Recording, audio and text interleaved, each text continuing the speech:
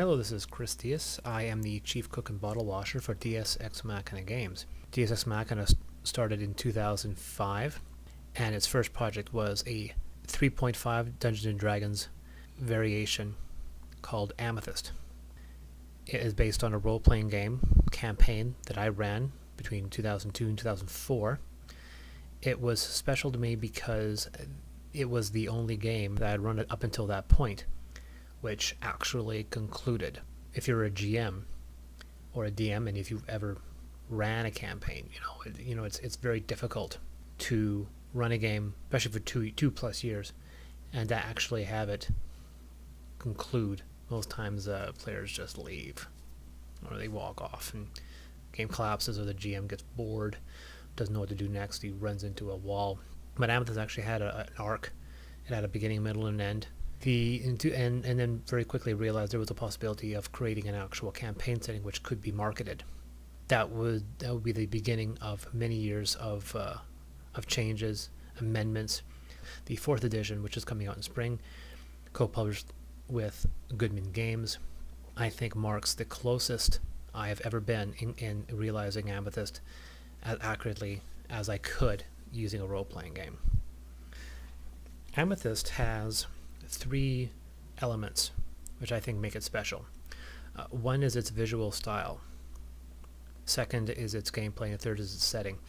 When Amethyst began, before it was even a published product, I used artwork as inspiration. Since it didn't have original artwork, I took artwork from various online artists. I would take inspiration from original pieces artists would use. Most of the time these were online artists of GFX or Epilogue that were trying to get noticed, and they were just, these are personal artwork, personal galleries. And when Amethyst went to production, for the 3.5 edition, I went looking at the artists that I had used the most and contacted them.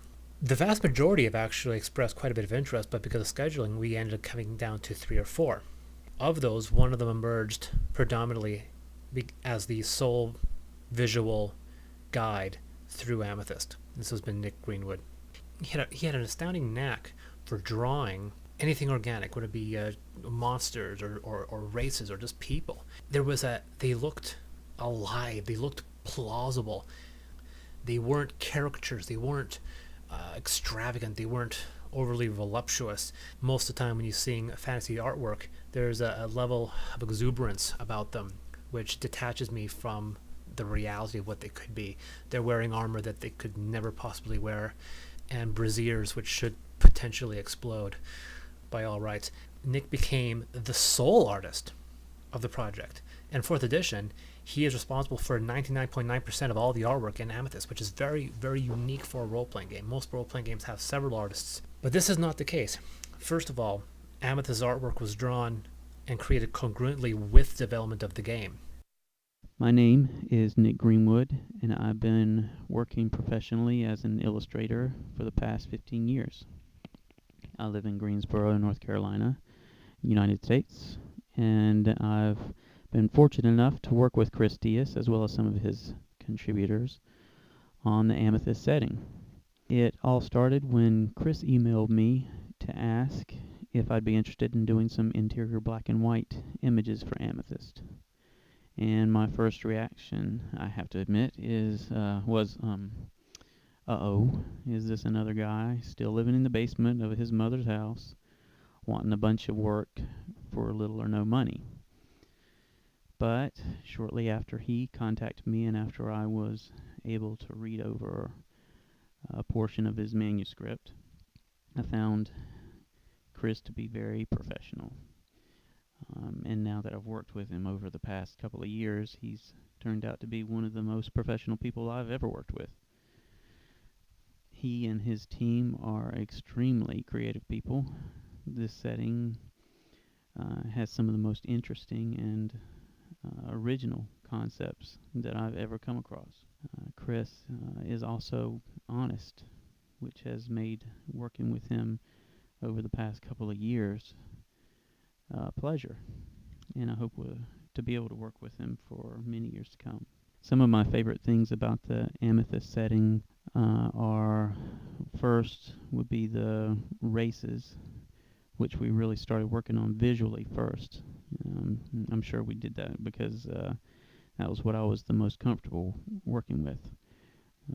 One of the great things about working with Chris is that he provides me with great descriptions of the images he's looking for without taking away the opportunity for me to explore some creative ways to represent whatever it is that I'm supposed to be illustrating. So we really only had a few images that had to go back and forth throughout the concepting process.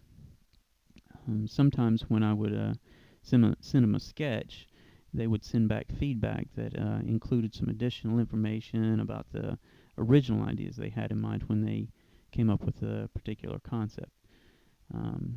But they were generally happy with the sketch the way it was.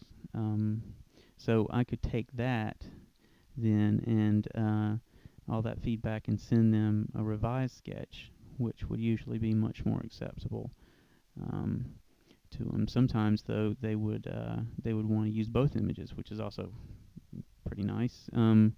One instance in particular that comes to mind was of the Thailand race, the vampiric race of elves. They were looking for kind of a more of a romanticized version of vampires, and I sent several sketches. Some of them portrayed the Thailand as being very subdued looking, almost like they were posing for a portrait, and some depicted them as more aggressive. And they ended up choosing the more reserved and subdued of the sketches, but they came back later and wanted me to finish the more fierce sketch to be included in the book as well.